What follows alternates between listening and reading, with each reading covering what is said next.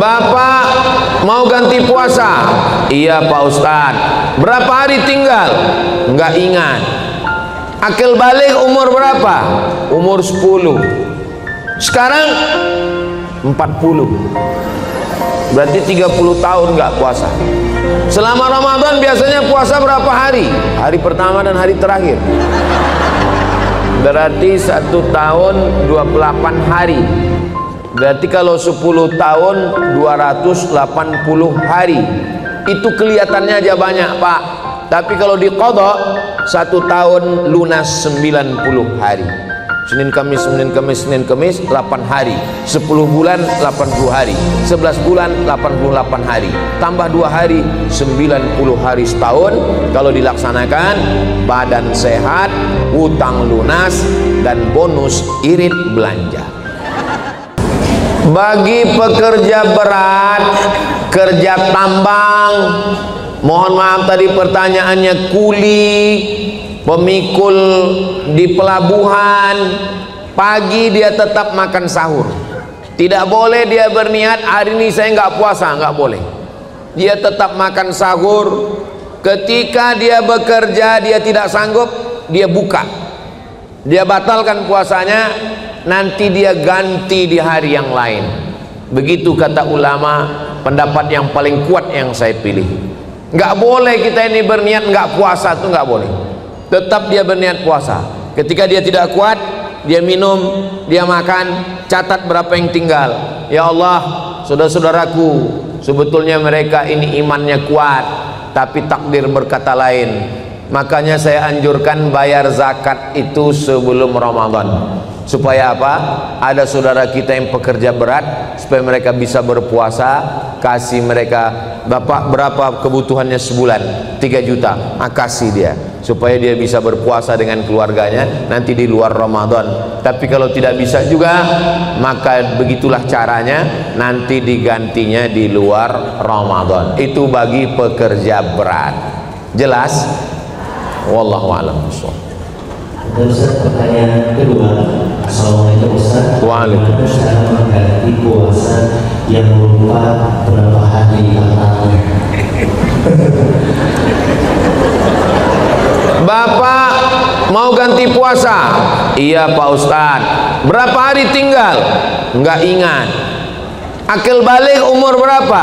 Umur 10. Sekarang 40. Berarti 30 tahun nggak puasa. Selama Ramadan biasanya puasa berapa hari? Hari pertama dan hari terakhir. Berarti 1 tahun 28 hari. Berarti kalau 10 tahun 280 hari. Itu kelihatannya aja banyak Pak. Tapi kalau diqadha 1 tahun lunas 90 hari. Senin Kamis, Senin Kamis, Senin Kamis 8 hari. 10 bulan 80 hari. 11 bulan 88 hari. Tambah 2 hari 90 hari setahun. Kalau dilaksanakan, badan sehat, hutang lunas, dan bonus irit belanja. Alah, kayak Ustadz Somad nggak pernah aja tinggal puasa. Saya pernah tinggal puasa. Waktu di Mesir 4 tahun nggak ada tinggal. Waktu di Maroko 2 tahun nggak ada tinggal. Tapi sebelum berangkat dulu waktu sekolah pernah tinggal. Waktu saya puasa datang kawan saya bawa soto Medan. Padahal bulan puasa kan setan sedang dibelenggu. Rupanya setan datang bawa soto Medan. Tapi udah saya ganti. Kita juga pernah silap, pernah salah. Maka yang lalu-lalu kita ganti. Yang nggak tahu cara ngitungnya, hitung terbanyak. Kalau hitungannya ternyata 90, dia ganti 100, yang 10 itu terhitung sebagai amalan puasa sunnah. Misalnya ibu sholat zuhur di sini, habis sholat zuhur pulang ke rumah, suaminya baru pulang musafir. Kata suaminya, saya mau sholat mah. Ibu ikut lagi. Sholat yang pertama itu menggugurkan kewajiban. Sholat yang kedua di rumah namanya fadilah, dapat pahala keutamaan sunnah. Begitu juga dengan puasa. Puasa kita yang berlebih itu dihitung sebagai puasa sunnah. Wallahu a'lam. Pertanyaan ketiga Ustaz dari jemaah. bagaimana cara kita bisa istiqomah melawan spirit Ramadan jika di luar bulan Ramadan? Cara istiqomah yang pertama berjamaah. Tadi banyak sekali foto-foto dengan ibu-ibu komunitas ini, komunitas Asyifa ulang tahun yang ke-6, komunitas ini banyak sekali, bagus. Jadi ibu-ibu yang sudah ini pun saya lihat komunitas ini banyak ini, kelihatan dari warna jilbabnya, ada yang jilbab pink, ada yang hitam. Yang sudah berjamaah mudah-mudahan istiqomah.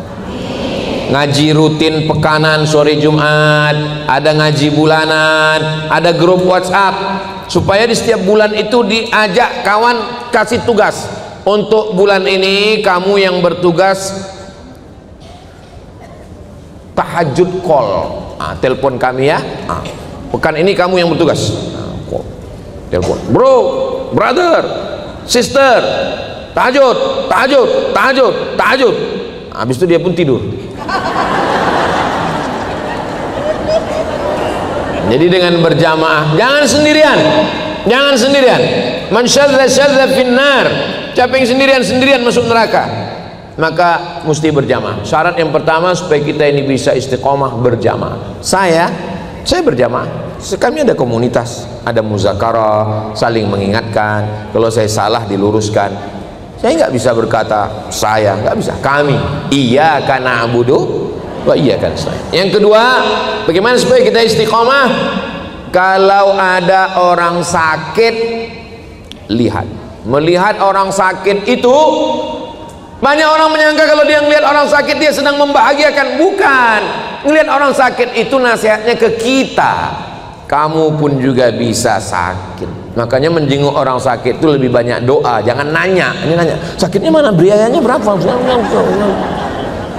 Bertambah sakit dia. Waduh, kalau kayak gini sakitnya kayaknya nggak sampai hari Jumat meninggal ini. Jangan banyak ngomong, melihat orang sakit. Yang ketiga, lihat orang mati. Nggak ada orang menasehati saya. Maka nasihat yang paling tajam ke hati dan pikiran saya adalah orang meninggal. Makanya kalau ada orang meninggal saya datang, saya buka wajahnya sampai ke liang lahat untuk mengingatkan saya, kau pun akan mati Abdul Somad. Semuanya tinggal, Pak. Bapak yang hebat-hebat, yang kaya-kaya, yang pejabat, yang konglomerat, tinggal semuanya. Surat tanah Bapak di akte notaris berganti dengan nama orang lain. Surat STNK BPKB motor mobil ganti dengan orang lain. Yang paling menyakitkan, tolong tarik nafas kalian, surat nikah berganti.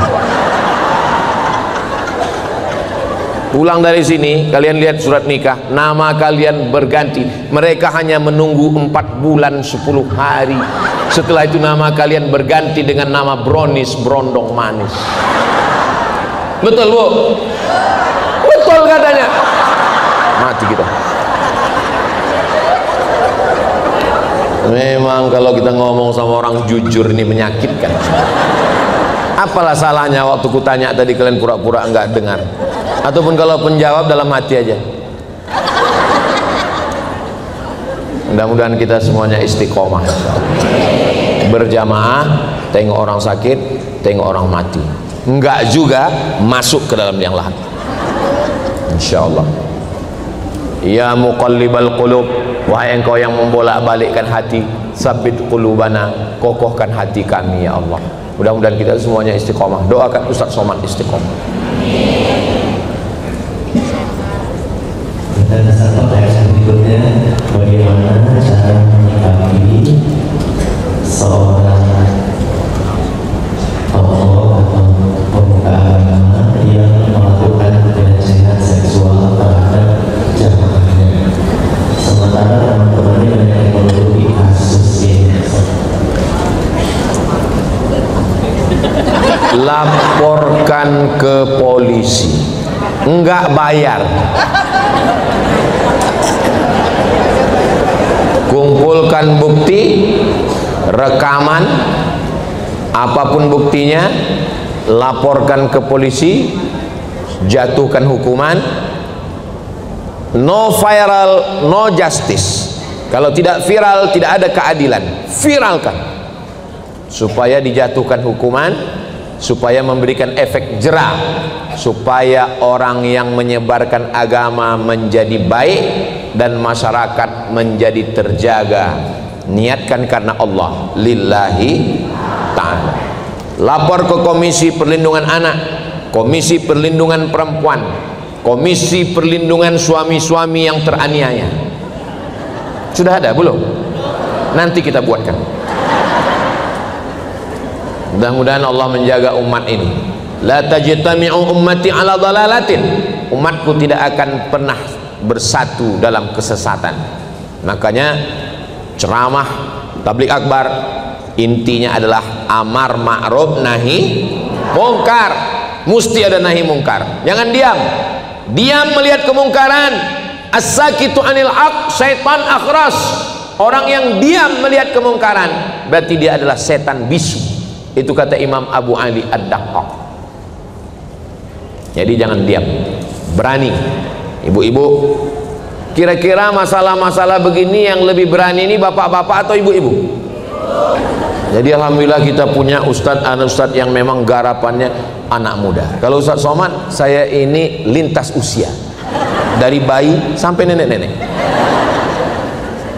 Nah, maka anak-anak muda, alhamdulillah sekarang komunitas anak muda, masya Allah, yang hobi pakai motor hijrah, masuk surga sama motor-motornya sekalian. Macam-macam, Vespa hijrah, King Cobra hijrah, Cup 70 hijrah, sepeda ontel hijrah, semua hijrah. Yang perempuan-perempuan, komunitas ini mesti dijaga dengan baik. Nah, berkomunitas, alaikum bil jamaah, hendaklah kamu berjamaah. Anak muda jangan gabungkan ngaji sama orang tua. Saya udah nanya sama anak muda, kenapa kalian nggak mau ngaji ke masjid? Kami ini Pak Ustadz maunya ngaji ini bagaimana meraih cita-cita. Kami mau jadi dokter, kamu mau jadi polisi, kami mau jadi tentara. Pas kami datang pengajian ke masjid, judulnya malam pertama di alam barzakh. Horor Pak Ustadz. Jadi tolong buatkan ngaji anak muda. Teman saya di Aceh punya komunitas ngajinya di kafe. Anak-anak muda main skateboard, pokoknya mainlah tari tambang, segala macam. Kalau perlu di masjid yang lapangannya luas depan itu ada lapangan futsal. Jadi anak muda diajak main futsal, olahraga, ngobrol-ngobrol. Anak muda nggak perlu ceramah lama-lama. Ini yang ceramah lama lebih dari 1 jam, ini orang tua semua ini. Anak muda itu ceramahnya paling lama 15 menit. Habis itu langsung dialog interaktif. Temanya misalnya bahaya narkoba. Hadirkan 4 narasumber. Polisi, tentara, dokter, dan Kang Edwin. Kang Edwin ini kan hadirkan mereka semua, dialog. Baru kemudian mereka tanya jawab. Bagaimana menurut Bapak polisi tentang narkoba? Siapa saja yang pakai kami tembak, kata polisi. Kemudian tanya apa ini? Bagaimana Bapak TNI? Kami sebagai TNI menjaga kedaulatan negara, jangan sampai ada yang pakai narkoba. Kalau ada yang pakai narkoba, kami tenggelamkan. Habis itu tanya dokter, gimana Bu dokter? Biasanya dokter kan lembut.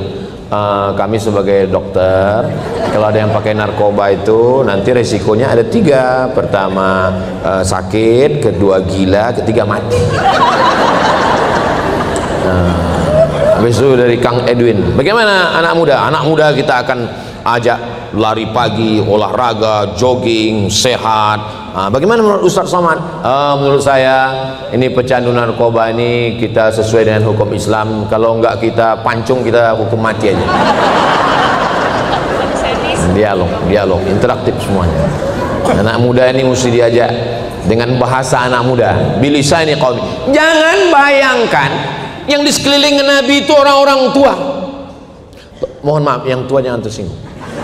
Saya sekarang ini tidak melihat ada orang tua di sini. Ini nggak ada orang tua. Ini yang ada ini adalah orang tua yang terjebak di tubuh anak muda. Ini muda semua. Yang ngaji, yang ke masjid, yang aktif itu muda, walaupun usianya tua. Usia itu kan bukan masalah angka, tapi masalah rasa. Begitu cara menghibur hati orang yang hampir tersinggung. Nah, maka anak muda ini kalau kita jaga, kalau mau melihat bagaimana Indonesia 30 tahun ke depan, lihatlah anak muda sekarang. Kalau anak mudanya sekarang LGBT, na'udzubillah, kalau anak mudanya sekarang narkoba, sakau, maka 30 tahun lagi Indonesia belum tentu ada, bubar. Apalagi sekarang katanya Indonesia sudah gelap. Mudah-mudahan terang lagi insyaallah. Amin ya rabbal alamin.